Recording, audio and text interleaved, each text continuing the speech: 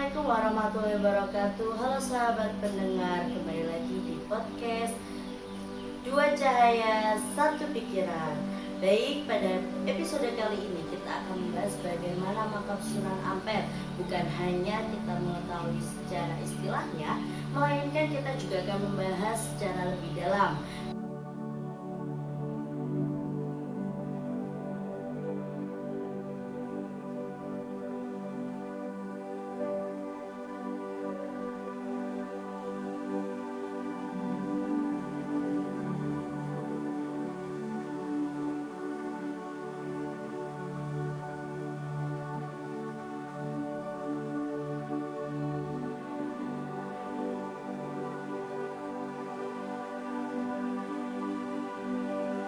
Bersama bintang tamu kita, Kak Vila. Halo. Baik Kak Vila, bagaimana kabarnya kali ini?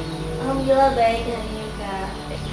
Terima kasih nih Kak, senang sekali saya bisa diundang ya di sini untuk membahas tentang makam Sunan Ampel. Oke, baik.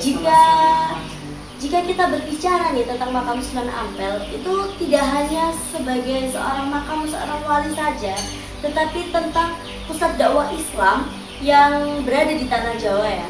Sunan Ampel atau Raden Rahmat adalah tokoh penting yang lahir atau yang menyebarkan dakwah di Pulau Jawa pada masa itu dengan pendekatan yang damai dan juga berbudaya. Oke, menarik sekali ya Kak Vila. Jadi makam ini bukan hanya sekadar tempat ziarah ya, tapi memiliki nilai ajaran Islam yang kuat. Bukan begitu Kak?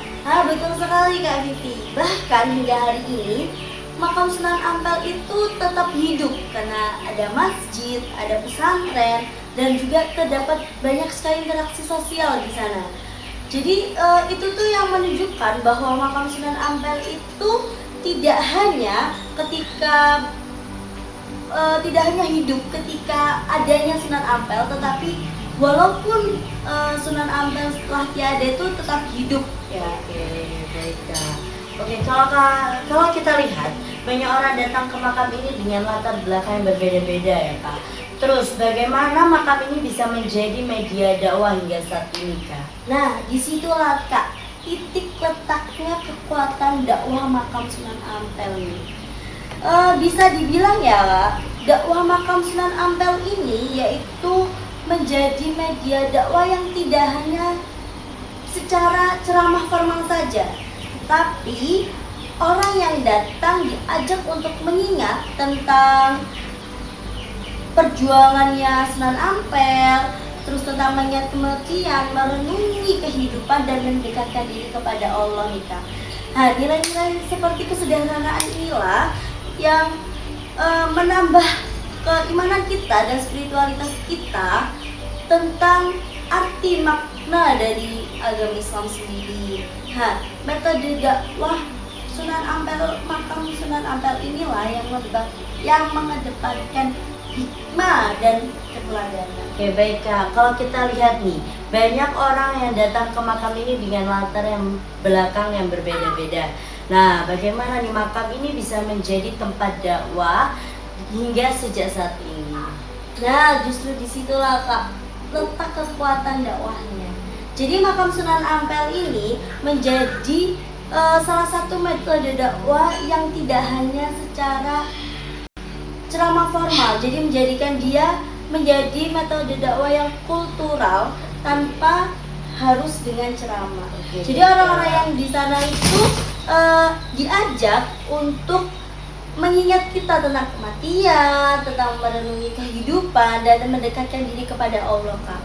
Nah, nilai-nilai seperti kesederhanaan, tawadu dan spiritual inilah yang tersampaikan secara alami dan itu tuh sejalan dengan metode dakwah Sunan Ampel pada zamannya yang mengedepankan hikmah dan juga keteladanannya. Baik Kak, artinya dakwah itu bukan harus selalu ada di mimbar ya Kak? Nah, benar sekali Kak. Jadi dakwah itu bisa hadir di ruang sosial, budaya, dan sejarah. Bahkan suasana religius di sekitar makam Sunan Ampel inilah yang sudah menjadi dakwah tersendiri nih Kak.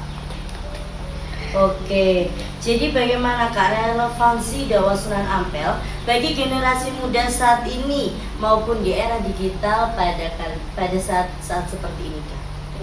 Jadi dakwah Sunan Ampel ini sangat relevan sekali ya Kak. Jadi beliau itu mengajarkan bahwa Islam itu harus disampaikan dengan bahasa yang mudah sekali untuk dipahami oleh anak-anak zaman saat ini ya Kak. Hal ini apalagi pada ini ya saat ini ya Kak, bahasa itu sendiri tuh bisa kita sampaikan melalui video, media sosial, podcast atau konten-konten kreatif lainnya. Nah, generasi muda ini juga bisa belajar bahwa dakwah itu bukan hanya soal menghakimi, tapi mengajak dengan empati. Jadi akhlak yang baik, tutur kata yang santun, dan sikap yang bijaksana adalah bentuk dari sebuah dakwah sendiri Kak yang sangat-sangat baik Kak. Nah, jadi kita tuh bisa berdakwah sesuai peran kita masing-masing ya Kak? Nah, tepat sekali Kak. Dakwah itu bisa dilakukan dimanapun kita berada, di kampus, di rumah, di masyarakat, di lingkungan kerja ataupun di dunia digital sekalipun ya Pak. Jadi semangatnya tuh harus sama seperti Sunan Ampel nih, menyebarkan Islam yang damai dan keteladanan.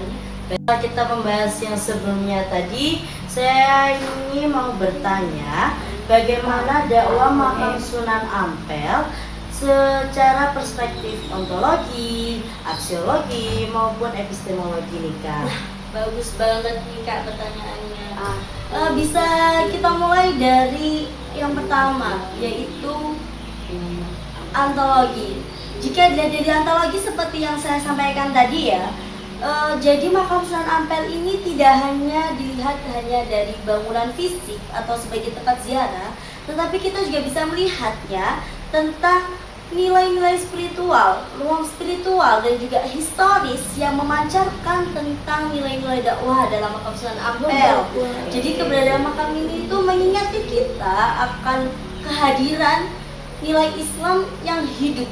Jadi bukan pada aktivitas yang formal semata nih Kak. Selanjutnya nih kita akan membahas tentang secara epistemologi. Seperti yang tadi saya sudah bahas ya Kak di awal. Kalau dalam epistemologi ini kita itu membahas tentang sumber pengetahuan dakwahnya Kak, yang bersifat historis dan praktis seperti yang dahulu dilakukan oleh Sunan Ampel sendiri nih. Jadi epistemologi dalam dakwah di sini itu mengajarkan bagaimana cara menyampaikan kebenaran sama pentingnya dengan kebenaran itu sendiri, seperti makam Sunan Ampel saat ini ya yang menjadi dakwah ya. Lalu kita bisa melihat secara aksiologi nih Kak. Kalau secara aksiologi ini berbicara tentang nilai-nilai, tujuan dan juga manfaat dakwah dari makam Sunan Ampel sendiri ini ya Kak. Jadi ini tuh memiliki dakwah makam Sunan Ampel ini memiliki nilai utama berupa pembentukan akhlak, keteladanan spiritual dan juga keharmonisan sosial nih Kak. Jadi manfaat dakwah di tempat ini tuh tidak hanya dirasakan secara individual, tetapi juga masyarakat ya Pak. Baik teman-teman, Masya Allah dan luar biasa sekali ya teman-teman. Dari makam Sunan Ampel kita belajar bahwa dakwah dapat dipahami secara mendalam, secara utuh, hingga kita dapat mengerti dan dapat memaknai bahwa makam Sunan Ampel ini merupakan sumber dakwah juga bagi kita semua umat Islam. Semoga podcast ini menginspirasi kita dan untuk berdakwah dengan ilmu, hikmah, serta akhlak.